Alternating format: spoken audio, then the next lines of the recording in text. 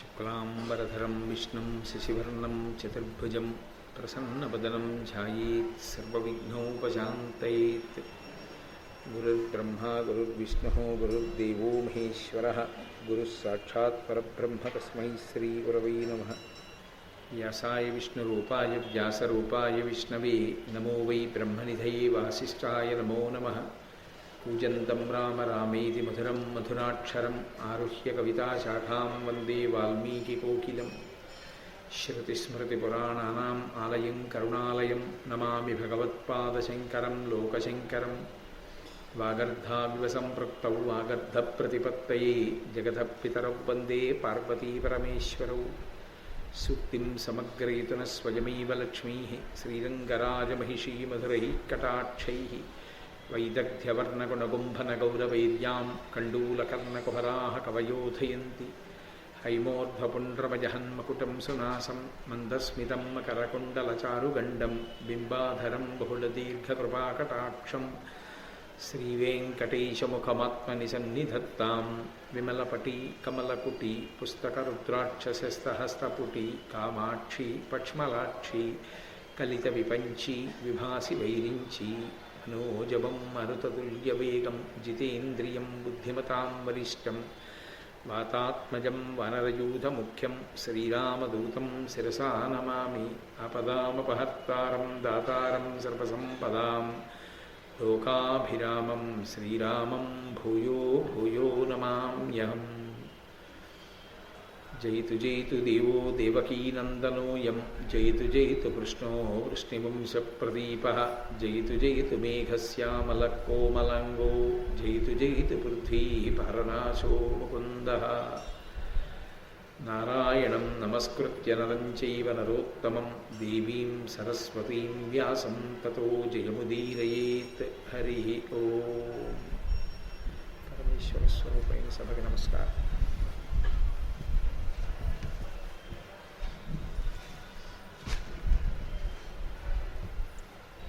ఏకపాదుడు అని ఒక మహర్షి. ఆయన అనేక మంది శిష్యులకి వేదాన్ని చెప్తూ ఉండేవాడు. వేదము శృతి అని పేరు పొందింది. వేదం పుస్తకం ఇంట్లో ఉంది కదా అని చదువుకునేది కాదు. వేదం గురుముఖతః నేర్చుకోవాలి. ఎందుకంటే వేదానికి అర్థం అక్కడ ఉండేటటువంటి తాత్పర్యాన్ని బట్టి మారదు, స్వరాన్ని బట్టి వేదానికి అర్థం మారిపోతుంది. ఆ స్వరం కానీ తప్పిందనుకోండి వ్యతిరేక ఫలితాలు వస్తాయి. అందుకే ఆ స్వరం నేర్చుకోవాలి. స్వరం నేర్చుకోవాలంటే ఉదాత్త అనుదాత్త స్వరిత అని 3 ఉంటాయి. ఉదాత్త అంటే పైకి ఎత్తవలసిన చోట పైకి ఎత్తాలి. అనుదాత్త అంటే కిందకి దింపవలసిన చోట దింపాలి. స్వరిత అంటే సమానంగా చదవవలసిన చోట సమానంగా చదవాలి. ఆ స్వరం తెలియకపోతే ఆ మంత్రాలకి అర్థం అంతా వ్యతిరేకంగా వస్తుంది. అప్పుడు ఒక్కొక్కసారి ఏ ప్రయోజనానికి మనం చేస్తున్నామో దానికి వ్యతిరేకమైన ప్రయోజనం వస్తుంది. అందుకే వేదం పుస్తకాలు పట్టుకుని చదువుకునేదిని లేకపోతే రేడియోస్లో సంగీతంలా నేర్చుకునేది కాదు. అది గురుముఖతః గురువు గారి దగ్గరే నేర్చుకోవాలి. గురువుగారు అక్కడ కూర్చుని స్వరాన్ని సూచిస్తుంటే ఇలా అనాలి, ఇక్కడ నొక్కాలి, ఇక్కడ ఎత్తాలి అని చెప్తుంటే గురువుగారి ముఖతః నేర్చుకున్నదేదో అది వేదం. దానికి చెవి ప్రధానమై ఉంటుంది. గురువుగారు మాట్లాడుతున్నప్పుడు, గురువుగారు చెప్తున్నప్పుడు దాన్ని చెవితో విని ఆ స్వరాన్ని నేర్చుకుని ఆ స్వరం ప్రకారం పలకాలి. వేదం నేర్చుకోవడానికి చెవి చాలా ప్రధానమైనటువంటి ఇంద్రియం కనుకనే, విని నేర్చుకునేది కనుకనే ఆ వేదానికి శృతి అనబడేటటువంటి పేరు వచ్చింది. ఆ గురువుగారికి ఉన్నటువంటి ఓపిక, ఆ గురువుగారికి శిష్యుల మీద ఉన్నటువంటి అభిమానం అట్లాంటిది. ఆయన నిరంతరం వేదం చెప్తుండేవాడు. రాత్రి లేదు పగలు లేదు, ఏకపాదుడు అలా చెప్తూనే ఉండేవాడు. ఆయన భార్య పేరు సుజాత. చాలా చక్కటి పేరు, 3 అక్షరాలతో ఉన్నటువంటి పేరు. ఆడపిల్లలకి పెట్టుకోవడానికి చాలా యోగ్యమైన పేరు సుజాత, మంచి జన్మ కలిగినది అని. ఆయన భార్య పేరు సుజాత. ఈ ఏకపాదుడు విద్యార్థులందరికీ వేదం చెప్తున్నాడు తన శిష్యులకి. పూర్వం గురుకుల విద్య అని ఉండేది. అన్నిటికన్నా మనుష్య జన్మకు అత్యంత ప్రధానమైనది ఏది అంటే అహంకార పరిత్యాగం. మన ప్రయత్నం లేకుండా వచ్చేది అహంకారం. ప్రయత్నం చేస్తేనే అహంకారం పోయి వచ్చేది వినయం. అందుకే ఎంతో ప్రయత్నం చేస్తే కానీ పోదు అహంకారం. ఆ అహంకారం పోవడానికి ఏం చేసేవారంటే పూర్వం గురుకులానికి పంపించేవారు. గురువుగారి దగ్గరికే శిష్యుడు వెళ్ళిపోయేవాడు. వెళ్ళిపోతే గురువుగారు పెట్టిన అన్నమే, ఎంతటి మహారాజు బిడ్డైనా భిక్షాటన చేసి తీసుకురావలసిందే. ఆ అన్నాన్నే గురుపత్ని పంచి ఇచ్చిన దాన్ని తినేవారు. అందుకే గురువు, గురుపత్ని, గురుపుత్రుడు ముగ్గురు గురువుగారితో సమాన స్థాయిని పొంది ఉండేవారు. ముగ్గురికి నమస్కారం. కాబట్టి అటువంటి గురువు ఎవరున్నారో ఆ గురువు నిరంతరం వేదం చెప్తుండేవాడు. ఏకపాదుడు. మిగిలిన ఆశ్రమాల్లో అలా ఉండదు, ఏదో ఒక నియతి వేళ ఎందు చెప్తూ ఉంటారు. ఏకపాదుడికి ఉన్నటువంటి ఉత్సాహం అటువంటిది, ఆయన అనురక్తి అటువంటిది. ఆయన ఎప్పుడూ వేదం చెప్తున్నాడు. ఓపిగ్గా పిల్లలు నేర్చుకుంటున్నారు. పడుకోవట్లేదు, వేళ పట్టున తింటలేదు. ఈ ఏకపాదుడి యొక్క భార్య సుజాత గర్భిణి. ఆమె గర్భం ధరించింది. ఆ లోపల ఒక పిల్లవాడు పెరుగుతున్నాడు. వాడు వింటున్నాడు ఇవన్నీ. తండ్రి చెప్తూ ఉండడం, ఆ పిల్లలు అంటూ ఉండడం వింటున్నాడు. అలా వింటారా? ఖచ్చితంగా వింటాడు. అందులో సందేహమే లేదు. ఇవాళ ఆ పిల్లల వైద్య నిపుణులు కూడా చెప్తున్నారు, 6వ నెల దాటిన దగ్గర నుంచి ఇంట్లో ఎవరెవరు ఉంటారో వాళ్ళ మాటలన్నీ ఆ పిల్లలు వింటూ ఉంటారు. అందుకే బయటికి వచ్చిన తర్వాత ఎక్కడ వాళ్ళు ఎక్కువ కాలం ఉన్నారో అమ్మ 6వ నెల దాటినప్పటి నుంచి వాళ్ళ మాటల్ని తొందరగా గుర్తుపడతారు. ఓ ఈయన మా తాతగారు అన్నమాట, ఈయన మాటలే మేము వింటూ ఉండేవాళ్ళం ఇక్కడ ఉండి అని వాళ్ళు గుర్తుపడతారు. అలాగే ఒక్కొక్కచో ఎక్కువగా ఏదో విన్నారనుకోండి, ఆ విన్న వాళ్ళ కంఠాన్ని గుర్తుపడతారు. నాకు 1-2 సందర్భాల్లో నేను ఆశ్చర్యపోయాను కూడా. ఎక్కడో దూరదేశాల్లో ఉన్నటువంటి తల్లులు గర్భిణులైనప్పుడు వాళ్ళు ఏదో నేను చెప్పిన ఉపన్యాసాల క్యాసెట్లు తరచుగా వినేవారట. వాళ్ళు ఇండియా వచ్చినప్పుడు వాళ్ళ పిల్లల్ని తీసుకుని నా దగ్గరికి వస్తే, నిద్రపోతున్నటువంటి పిల్ల నా కంఠం విని కిందకి దిగి పాకుతూ వచ్చి గబగబా నా కాళ్ళ దగ్గర 2 చేతులు పెట్టి తలెత్తలా చూస్తూ ఉండిపోయింది. నేను ఎత్తి తొడ మీద కూర్చోబెట్టుకుంటే, నేను మాట్లాడుతుంటే వాళ్ళ అమ్మ నాన్నతోటి అది నా నోరు తడివి నోట్లో చేయి పెడుతుండేది. ఈ మాటలే విన్నాను, మళ్ళీ ఇప్పుడు చూస్తున్నాను ఈ మనిషిని అని. అంతలా వాళ్ళు ఆకర్షింపబడతారు. వాళ్ళు వింటూ ఉంటారు లోపల నుంచి. ప్రహ్లాదోపాఖ్యానం అదే కదూ. నేను ఏకపాదుని యొక్క కుమారుడు వింటున్నాడు ఈ వేదాన్నంతటిని. వాడు ఎంతటి ఘనుడంటే వాడు నిశిత పరిశీలనం చేశాడు కడుపులోంచి. ఒక్కొక్క వేళలో విద్యార్థులు సరిగ్గా చెప్పట్ల, స్వరం తప్పుతున్నారు. నాన్నగారు సంతోషంతో చెప్పేస్తున్నారు, వాళ్ళు స్వరం తప్పిపోతున్నారు. వాళ్ళు మందంగాను చికాగ్గాను చెప్తున్నారు అని గమనించిన వాడై వాడు కడుపులోంచి, అమ్మ కడుపులోంచి తండ్రితో మాట్లాడాడు. వాడన్నాడు, ఎడంబడక అహోరాత్రులు వడిగుని చదివింపనిట్లు వలయున శిష్యుల్ కడునిద్రలేమినంతయు జడమతులై చదువు తప్ప చదువుచునుండన్. ఆయన అన్నాడు, మీరు రాత్రింబవళ్ళు వేదం చెప్తున్నారు, వాళ్ళు పాపం అలా చెప్తూనే ఉన్నారు. స్వరంతో చెప్పాలది, కంఠాలు అరిగిపోవు. అలా చెప్పి చెప్పి చెప్పి చెప్పి వాళ్ళకి నిద్ర లేక వాళ్ళకి కునుకొచ్చేస్తోంది. కునుకొచ్చేస్తూ వాళ్ళు అప్పుడప్పుడు అపస్వరాలు పలుకుతున్నారు. కాబట్టి మీరు అలా రాత్రింబవళ్ళు వేధించి పిల్లలకి వేదం చెప్పకూడదు, ఒక నియతి వేళలోనే చెప్పాలని వాడు కడుపులోంచి. తండ్రి విన్నాడు. విని కోపం వచ్చింది. ఒరే, నువ్వు వేదపాఠం చెప్పేటటువంటి విధానాన్ని విమర్శ చేశావు, అందులో వంకర పైకి పెట్టావు లోపల కూర్చుని విని. కాబట్టి నువ్వు 8 వంకర్లతో పుట్టుగాక అని చెప్పించాడు. ఆయనకి ఆ వేద పాఠం మీద అంత అనురక్తి. ఇంత కష్టపడి నేను చెప్తుంటే నేను చెప్పిన విధానాన్ని నువ్వు విమర్శించావు కడుపులోంచి. తండ్రి ఆచార్యుడు కదూ, తండ్రి గురువు. ఎందుచేత అంటే మొట్టమొదట ఉపనయనం చేసేవాడు తండ్రి. ఉపనయనం చేస్తాడు కనుక మంత్రోపదేశం చేస్తాడు కాబట్టి ఆయనే ఆచార్యుడు. అక్షరాభ్యాసం చేసేవాడు తండ్రి. అందుకని ఇంకా బయటికి రాకముందే గురువుకి వంకరలు పెడుతున్నావు నువ్వు. అందుకని వంకర బుద్ధితో ఆలోచించావు కాబట్టి నీకు 8 వంకరలు కలుగుగాక అన్నాడు.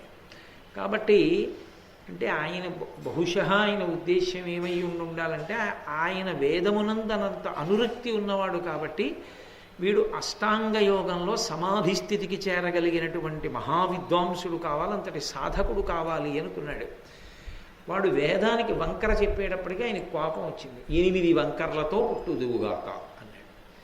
కాబట్టి ఆ పిల్లవాడికి అష్టావక్రుడు అని పేరు వచ్చింది. బయటికి వచ్చిన తర్వాత ఆయనకి 8 వంకరలు ఉన్నాయేమో కానీ ఆయన తక్కువ వాడేం కాడు. ఆయన మహానుభావుడు, అష్టావక్రుడు. మహాభారతాంతర్గతం కాదు కానీ బ్రహ్మవైవర్తాది పురాణములలో చెప్తారు.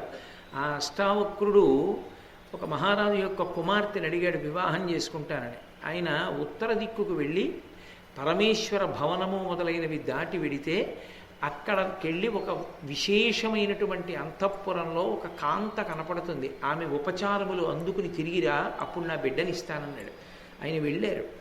కైలాసాది పర్వతాలని దాటి పార్వతీ పరమేశ్వరుల అంతఃపురాన్ని కూడా దాటి వెళ్ళి ఆ అంతఃపురంలో ఆయన విడిది చేసి ఆ అంతఃపుర కాంత యొక్క ఆతిథ్యమునందుకున్నాడు. ఆమె ఒక రోజున ఈయన ఏకాంతంలో ఉండగా ఆయన పాంపు చేరే ప్రయత్నం చేసింది. తప్పలా ప్రవర్తించకూడదే ఆయన ధిక్కరించాడు. అప్పుడు చెప్పింది ఆమె, నేను ఉత్తర దిక్కుకి సంబంధించిన దానని, ఉత్తర దిక్కునకు సంబంధించిన కాంతని నేను. ఆ దిక్కు కాంతారూపాన్ని పొందింది. నీ మామగారు నిన్ను పరీక్ష పెట్టాలనుకున్నాడు, అందుకని నా దగ్గరికి పంపాడు. నువ్వు విజయం సాధించావు, వెళ్ళు పిల్లనిస్తాడంది. అంతటి మహానుభావుడు అష్టావక్రుడంటే. కాబట్టి ఆ పిల్లవాడికి అష్టావక్రుడు అని పేరు వచ్చింది. ఈలోగా ఈ పిల్లవాడు పుట్టే సమయానికి ముందర ఒక విచిత్రం జరిగింది. ఆయన భార్య, ఆ ఏకపాదుని భార్య సుజాత ఒక రోజున భర్తని పిలిచి, ప్రపంచంలో ఎక్కడైనా కూడా ఒక విశేషం ఉంటుంది. ఇంట్లో భార్య కానీ కుమార్తె కానీ ప్రసవానికి సిద్ధపడుతున్నారు అంటే కొన్ని ఆహార పదార్థాలని సిద్ధం చేసుకుంటారు. ఏదో నూనె, నెయ్యి, కొన్ని గింజలు ఇలాంటివన్నీ సిద్ధంగా ఉంచుకుంటారు, ప్రసవ సమయం ఆసన్నం అవుతుందని. మన ఇంట్లో ఏమీ లేవు అంటే ఆయనకి ఏమీ లేవన్న పట్టింపు కూడా లేదు. ఆయనకి ఆ వేదం చెప్పడమే సంతోషం. కాబట్టి మీరు ఆ సంభారములను సిద్ధం చేయవలసింది అంది. ఆయన అన్నాడు, నేను ఆ సంభారములను సిద్ధం చేయడానికి కావలసినటువంటి ద్రవ్య సముపార్జన కొరకు ఇతరత్రా సమయాన్ని నేను వెచ్చించలేను. అందుకే రాజ్యాన్ని పరిపాలిస్తున్నవాడు జనకుడు. జనకుడు అంటే ఒక్క సీతమ్మ తండ్రే కాదు, ఆ వంశంలో ఉన్న వాళ్ళందరికీ జనకులనే పేరు.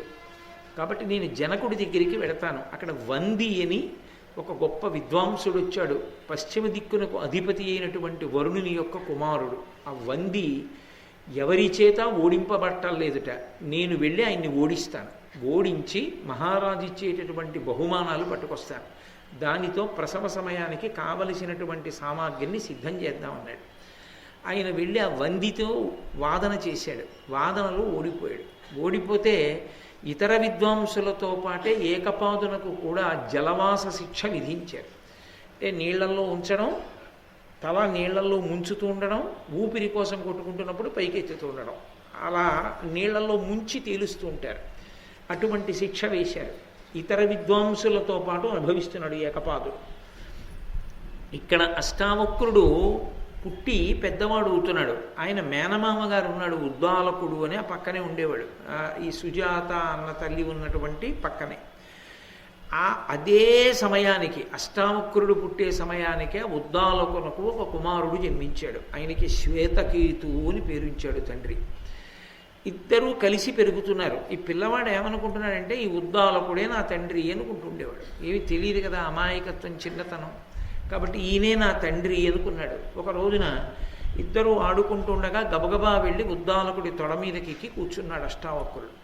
కూర్చుంటే శ్వేతకేతు వచ్చి అన్నాడు, అలా కుదరదయా, ఆయన మా తండ్రి, నువ్వు ఆయన తొడ మీద కూర్చుంటావేమిటి, దిగు, నీ తండ్రి దగ్గరికి పోయి నీ తండ్రి తొడ మీద నువ్వు కూర్చోవు అన్నాడు. ఈ అష్టావక్రుడు ఎంతటి అమాయకుడంటే, తండ్రి ఎనుచు నుద్దాలకు తమకు గరము ప్రీతితో శ్వేతకేతుని భ్రాత ఎనుచు అనఘచరితుడు అష్టావక్రుడు అనుదినంబు ఒండెరుంగక సుఖశీల నుండునంత. తన సోదరుడు శ్వేతకేతు అనుకుంటున్నాడు, మామయ్య అనుకోవట్లేదు ఉద్దాలకుడిని. పరమ సంతోషంతో ఉన్నవాడు అవాక్కైపోయాడు. నీ తండ్రి వేరే ఉన్నాడు, వెళ్ళి వాడి తొడ మీద కూర్చో అంటే ఆశ్చర్యపోయి గబగబా తల్లి దగ్గరికి వెళ్ళాడు. అమ్మా అమ్మా, మా నాన్నగారు ఎక్కడున్నారమ్మా అని అడిగాడు. అడిగితే ఆవిడంది, మీ తండ్రి నువ్వు పుట్టక పూర్వమే జనక మహారాజు గారి ఆస్థానంలో వరుణకుమారుడైనటువంటి వందితో వాదన కొరకు వెళ్ళి ఓడిపోయి జలవాస శిక్షను అనుభవిస్తున్నాడు. అదిరా నాయన, ఈ ఉద్దాలకుడు నీ తండ్రి కాడు అని చెప్పింది. ఆయన వెంటనే నేను నా తండ్రిని విడిపిస్తానని చెప్పి జనక మహారాజు గారి యొక్క ఆస్థానానికి వెళ్ళాడు. వెళ్ళేటప్పటికీ ఆ రాజద్వారం దగ్గర భటులు కావలిగా ఉన్నారు. లోపలికి అనేక మంది ఆ యజ్ఞం చేయించేటటువంటి ఋత్విజులు, ఆ సామాగ్రిని తీసుకుని వెళ్ళేటటువంటి పరివారం, బ్రాహ్మణులు, యజ్ఞం చూడ్డానికి ఆహ్వానింపబడినటువంటి పెద్దలు, వాళ్లే కాకుండా వికలాంగులైనటువంటి వారు, కుంటివారు, గుడ్డివారు, అటువంటి వారందరూ కూడా లోపలికి వెళుతున్నారు ఆ ద్వారంలోంచి. అక్కడ నిలబడి ఈ అష్టావక్రుడు అడిగాడు, మామయ్యతో కలిసి వెళ్ళాడు, మేము కూడా లోపలికి వెడతా ఉన్నాడు. బాలురకు ప్రవేశం లేదు, నువ్వు చిన్నవాడివి, నువ్వు వెళ్ళి ఏం చేస్తావు యజ్ఞంలో, అందుకని నువ్వు వెళ్ళకూడదన్నారు అక్కడ భటులు. ఆయన అన్నాడు, అలయక ఏండ్లు కడుం పెక్కులు జీవించుట అరగలగుటయు తగు వృద్ధుల లక్షణమే, జ్ఞానముగలడేనిన్ బాలుడైన కడు వృద్ధుమహిన్. ఏమిటో చాలా కాలం శరీరంతో భూమి మీద ఉన్నంత మాత్రం చేతనే వృద్ధుడు అని పిలవకూడదు. ఎవరు జ్ఞానము కలిగిన వాడో వాడు వృద్ధుడు. నా శరీరము బాలుడి శరీరం అయి ఉండొచ్చు, కానీ నేను జ్ఞానము చేత వృద్ధుడను, కాబట్టి నన్ను లోపలికి ప్రవేశపెట్టన్నాడు. ఆయన ఆశ్చర్యపోయి లోపలికి వెళ్ళి జనక మహారాజు గారితో చెప్పాడు, ఇలా ఎవరో పిల్లవాడు వచ్చాడు, నేను జ్ఞానము చేత వృద్ధుణ్ణి అంటున్నాడు, పంపవచ్చా అని అడిగాడు. జనక మహారాజు గారు లోపలికి పంపించమన్నాడు. వెళ్ళాడు లోపలికి. వెళ్ళిన తర్వాత జనక మహారాజు గారు కొన్ని ప్రశ్నలు వేశారు. ఆ ప్రశ్నలన్నిటికీ జవాబు చెప్పాడు. తదనంతరం వరుణకుమారుడైనటువంటి వందిని పిలిచారు. ఆయనతో వాగ్వాదం చేయమన్నారు. వాగ్వాదం చేసి ఆ వందిని ఓడించాడు. ఓడిస్తే జనక మహారాజు గారు నీకేం కావాలని అడిగాడు. నా తండ్రి ఏకపాదునితో కలిపి ఇంతకుముందు ఓడింపబడి జలవాస శిక్ష అనుభవిస్తున్నటువంటి విద్వాంసులందరినీ విడుదల చేయమన్నాడు. వాళ్ళందరినీ కూడా విడుదల చేశారు. ఆ విడుదల చేసిన తరువాత తండ్రితో కలిసి జనక మహారాజు గారి దగ్గర అనేకమైనటువంటి బహుమానములను పొంది తండ్రి ఎంతో సంతోషిస్తుండగా తన కడుపున పుట్టినటువంటి పిల్లవాడు అంత చిన్న వయస్సులో అంతటి మహావిద్వాంసుడైతే తను శిక్షింపబడితే తనని విడిపించినటువంటి కొడుకు యొక్క ప్రజ్ఞ చూసుకుని ఏకపాదుడు మురిసిపోతుండగా తల్లి దగ్గరికి తండ్రితో కలిసి అష్టావక్ర మహర్షి తిరిగి వచ్చారు. అంతటి మహానుభావుడయ్యా అష్టావక్రుడంటే, చిన్న వయస్సులో వందిని ఓడించినటువంటి వాడు. అటువంటి అష్టావక్ర మహర్షి మొదలైనటువంటి వాళ్ళు నివసించిన ఆశ్రమ ప్రాంగణం ఇది. ఆయన చాలా కాలం తపస్సు చేసినటువంటి భూమి. కాబట్టి ధర్మరాజా, నువ్వు ఆశ్రమాన్ని చూసి ఆ పక్కన ఉన్నటువంటి నదీ స్నానఘట్టముల యందు స్నానం చేసి సంతోషాన్ని అభ్యున్నతిని పొందు అని రోమశ మహర్షి చెప్పి, ఇక్కడే ఒకానొకప్పుడు ఒక విశేషమైనటువంటి యజ్ఞం జరిగింది. ఆ యజ్ఞంలో గురుముఖత నేర్చుకున్న విద్యకి, గురువుగారి దగ్గర నేర్చుకోని విద్యకి రెండిటికి ప్రధానమైన తేడా ఎక్కడుంటుందో నిరూపింపబడింది. పుస్తక పఠనం చేసి కానీ, లేదా తపశ్శక్తితో కానీ, లేదా అన్యమైన సాధనముల చేత కానీ జ్ఞానమును పొందితే అది ఉపయుక్తమవుతుందా, గురువుగారి శుశ్రూష చేసి గురుముఖత నేర్చుకున్నటువంటి విద్య మేధస్సు యందు నిలబడి శీలాన్ని దిద్దడంలో ఉపయోగపడుతుందా? విద్య యొక్క ప్రధానమైనటువంటి ప్రయోజనం ఏమి అంటే శీల వైభవాన్ని దిద్దగలగాలి. అది ఆ శీల వైభవాన్ని దిద్దడం, శీల వైభవం అంటే స్వభావమును దిద్దేదై ఉండాలి. స్వభావము అంటే పుట్టినప్పుడు వస్తుంది. పుట్టినప్పుడే ఒక్కొక్కడికి ఒక్కొక్క స్వభావం. ఆ స్వభావం పట్టుకోవడానికే అక్షరాభ్యాసం చేసేటప్పుడు అనేక రకాలైన వస్తువులు అక్కడ పెట్టి వీడిని పాకుతూ వెళ్ళి ముట్టుకోమంటారు. వాడు దేన్ని వెళ్ళి ముట్టుకుంటాడో దాని చేత స్వభావ నిర్ణయం చేసుకుంటారు. వాడు వెళ్ళి డబ్బులు ముట్టుకున్నాడు అనుకోండి, వీడికి డబ్బుల మీద అనురక్తి ఉంటుంది అంటారు. వాడు వెళ్ళి పుస్తకాలు ముట్టుకున్నాడు అనుకోండి, వీడికి గ్రంథముల మీద అనురక్తి ఉంటుంది. వాడొక జపం చేసే మాల పట్టుకున్నాడు అనుకోండి, వీడు అంతర్ముఖత్వాన్ని ఇష్టపడతాడు, వీడు ఎక్కువగా జపం చేస్తాడనమాట. అక్కడ ఉన్నటువంటి వస్తువులను బట్టి వాడు దేన్ని ముట్టుకున్నాడో దాన్ని బట్టి వాడి యొక్క వాసనా బలాన్ని నిర్ణయం చేసుకుంటారు. దాన్ని బట్టి వాడికి ఎటువంటి విద్య గరపించాలన్నది నిర్ణయం చేయడానికి. ఎందుకు ఆ స్వభావం అలా వస్తుంది? పుట్టుకతోనే అందరూ ఒకలా ఎందుకు ఉండరు? ఒకడు ఒకలా ఉంటే ఇంకొకరు ఇంకొకలా ఉంటారు. అలా ఉండడానికి కారణం ఏమిటి అంటే గత జన్మలలో చేసుకున్నటువంటి కర్మల యొక్క రుచి వాసన ఏముంటాయో వాటిని జీవుడు పట్టుకొని ఇంకో శరీరంలోకి పెడతాడు. అది రహస్యం. ఈ జన్మలో జీవుడికి విశేషమైన అనురక్తి ఉందనుకోండి ఒక విషయం మీద. ఎవరో ఒక ఆయనకి భగవద్గీత అంటే చాలా విశేషమైన అనురక్తి. అంత అనురక్తి ఆయన్ని ఏ శ్లోకం అడగండి, ఎక్కడి శ్లోకమైనా దానికి వ్యాఖ్యానంతో భాష్యంతో చెప్తాడు. అంత అనురక్తి. ఆయన శరీరం విడిచిపెట్టేటప్పుడు ఆయన మనసు ఈ వాసనని అంటే భగవద్గీత మీద అనురక్తినే పట్టుకుని బయటికి వెళ్ళింది అనుకోండి, ఆయన మళ్ళీ ఇంకో శరీరంలోకి ఎడతాడు. మీరు అందుకే చూడండి, కొంతమంది పిల్లలు 3వ ఏటో 4వ ఏటో భగవద్గీత శ్లోకాలన్నీ చెప్పారు అంటారు. చాలా చిన్న వయస్సులోనే రాగాల్ని గుర్తుపట్టారు అంటారు. ఇక్కడికే వచ్చి ఒక పిల్లవాడు సంగీత కచేరీ చేశాడు 2 సంవత్సరాల వరుసగా. చాలా చిన్న వయస్సులోనే రాగాలన్నీ గుర్తుపట్టాడు అతను. అవన్నీ ఎందుకు సంభవాలు అవుతాయంటే జీవుడికి గత జన్మలలో ఉండిపోయినటువంటి లక్షణం అది. ఆ లక్షణాన్ని బట్టే పట్టుకుంటాడు.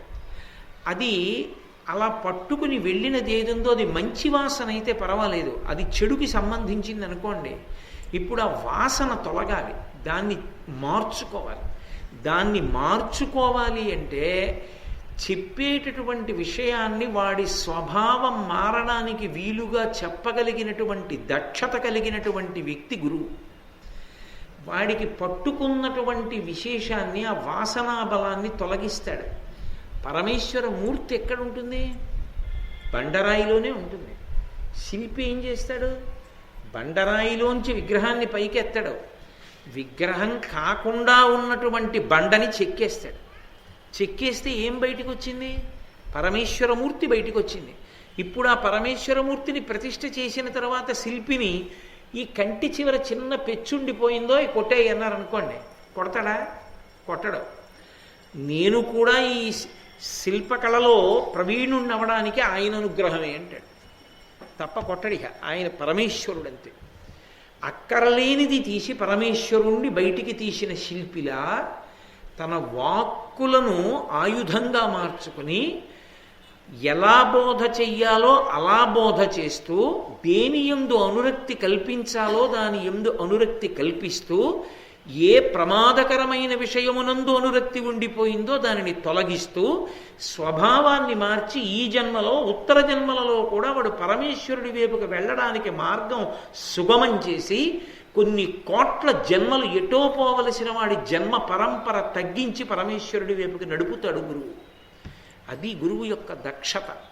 కాబట్టి గురుముఖత నేర్చుకున్న విద్య ఏది ఉందో అది స్ఫురణలోకి వచ్చి స్వభావాన్ని మార్చడానికి అవకాశాన్ని ఇస్తుంది. అది పుస్తకగతమైందనుకోండి, పుస్తకంలోని చదువుకున్నాడు అనుకోండి, అనుష్ఠాన క్రమంలోకి అలా జ్ఞాపకం రాదు. గురువుగారు స్వభావం తెలుసుకున్నాడు కాబట్టి చాలా బాగా చెప్తాడు ఆ స్వభావం మారేటట్టు. అలా వినలేదు, అందుకని గురువు దగ్గర నేర్చుకోని విద్య తనని దిద్దుకోవడానికి పనికిరాదు. తన స్వభావాన్ని మార్చాలి. ఇది చాలా గొప్ప విశేషమయ్యా. అసలు ఈ దేశంలో ఉన్నటువంటి మహాత్యాగములలో ఒక త్యాగంగా చెప్పబడేది ఏమిటో తెలుసా? చాలా గొప్ప దానంగా చెప్పబడేది ఏది అంటే అన్నదానం అంటాం మనం. కాదు, అంతకన్నా కూడా గొప్పదానం ఏమిటి అంటే మంచి మాటలు చెప్పడం. అదే పెద్దదానం. అందుకే అసలు మాట్లాడవలసినటువంటి అవసరం లేకుండా మౌనంగా తమలో తాము భగవంతుణ్ణి ఆత్మని అనుభవించి ఆత్మగా నిలబడగలిగినటువంటి పరమయోగులైన వారు, మేము ఇలా ఉండిపోతే మేము అనుభవిస్తున్నటువంటి ఆత్మ యొక్క ఆనందం, దాని యొక్క సహజమైన స్థితి అవతల వాళ్ళకి ఎలా తెలుస్తుందనేటటువంటి ఔదార్యంతో నోరు విప్పి మాట్లాడడం వల్ల రెండుగా నిలబడి వారు అనుభవించవలసినటువంటి ఆత్మానందాన్ని జార విడిచి కొంతకాలం ద్వైతమునందు ప్రవేశిస్తున్నారు. రెండుగా ఉండి వారు ఆత్మానందాన్ని ఒడిచిపెడుతున్నారు. అందుకే వారు మాట్లాడితే అనుగ్రహ భాషణ అన్నారు. కాబట్టి మంచి మాటలు 4 చెప్పడమే అసలు గొప్ప దానం. అది లేనినాడు మనుష్య శరీరాన్ని పొందడం వల్ల ఏ ప్రయోజనాన్ని పొందాలో ఆ ప్రయోజనాన్ని సాధించడం సాధ్యం కాదు. అందుకే ఈ ఒక్క దేశంలోనే ఆ గొప్పతనం. ఎప్పుడూ ఎక్కడో అక్కడ మంచి మాటలు చెప్పబడుతూ ఉండడం, ఆ మంచి మాటలు కోరి కోరి వెళ్ళి వింటూ ఉండడం, విన్నందుకు ఫలితం జ్ఞాపకానికి వచ్చి అనుష్ఠానంలోకి తెచ్చుకోవడం, అనుష్ఠానం చేసినందుకు ఫలితం పరమేశ్వరుడికి దగ్గరగా జరగడం, పరమేశ్వరుడికి దగ్గరగా జరగడానికి ఫలితం పునర్జన్మలు తగ్గడం, పునర్జన్మలు తగ్గడానికి ఫలితం ఈశ్వరుని యందు చేరిపోవడానికి మార్గం సుగమమైపోవడం.